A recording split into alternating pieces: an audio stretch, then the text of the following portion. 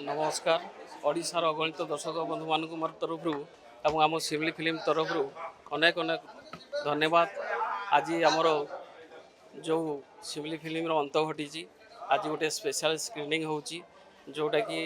आमर किसी minister MLAs एवं आमर इंडस्ट्री आगधाड़ीर किसी कलाकार एवं निर्देशक मानक मध्य आम देखु तार आज शो गोटे अच्छी आ 14 तारीख जोटा कि आमर शुक्रवार ऑल ओडिशा और ओडिशा बाहर रिलीज होगा जाऊँगी। आपण अनुरोध ए फिल्म रे बहुत किसी अच्छी देखा पाइबे। आमर शिमलीपाल जंगल उपरे गोटे ए मूवीटा शिमलीपाल जो सौंदर्य अच्छी से सौंदर्य पर आधारित फिल्म। आमर थीम हूँ जमीती गोटे झील और शिमलीपाल जंगल को गोटे तुलना कराई झील जमी सौंदर्य और शिमलीपाल जंगलटा सेमती सौंदर्य जमी केमिति तांको कष्ट दिया होची गोटे झील को केमिति कष्ट दियाई एवं ये जंगल को केमिति कष्ट देकी आज गछ कटा होची पशु मन को हत्या करा होची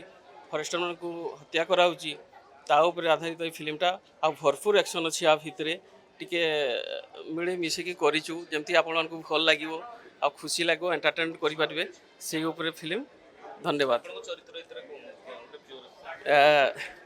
आज मु कहबिनी मु कोन चरित्र करछि मोर टेलर रे भी आज पूरा हिडन रखा है सेटा आपण 14 तारीख ही देखि पारिबे। सेटा होची सस्पेंस कोन अछि खाली एटा बसी छि सेति आपण जानते गोटे एक्शन मोड रे बसी छि किछि शिकारी मान को मारी की एटा होची मोर आपण जानि पारिबे शुक्रवार स्पेशल स्क्रीनिंग 14 तारीख फिल्म रिलीज होची दर्शक को एति कहबी थरे देखंतु आमे कोन करिछु केते कष्ट करिछु ए फिल्म पाई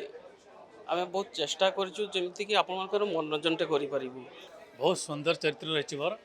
प्रथम नायक भूमिका मत देखी थे गोटे खलनायक भूमिका अभिनय करुच्ची किंतु खलनायक जे कि भिन्न धरणर चरित्र अभिनय करुच्ची मु तो सिमली गोटे जंगल स्टोरी जंगल केमती माने जंगल माफिया केमती जंगल को लुटतराज करुचंती आम जो हिरोइन ता नाम सिमली से गाँव गोटे झील आम शिमलीपाल सहित सिमलीर तुलना देखा जाइए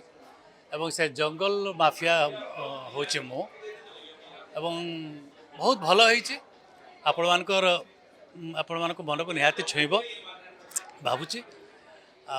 जाओ आज रिलीज करुचे बहुत खुशी मु जे केमती भगवान को डाकुचे लोक मैंने को पसंद करंतु आ चमत्कार डायलॉग रही गीत रही एवं जंगल नेचर माने नेचुरल सीन सब शूटिंग होती डीप फॉरेस्ट भीतर शूटिंग होती कम्प्लीटली एटा गोटे हूँ fully entertainment movie with thriller बहुत भल एक्शन एवं सस्पेंस रही छड़ा गोटे बहुत स्ट्रॉन्ग मेसेज सोसाइटी को दौर।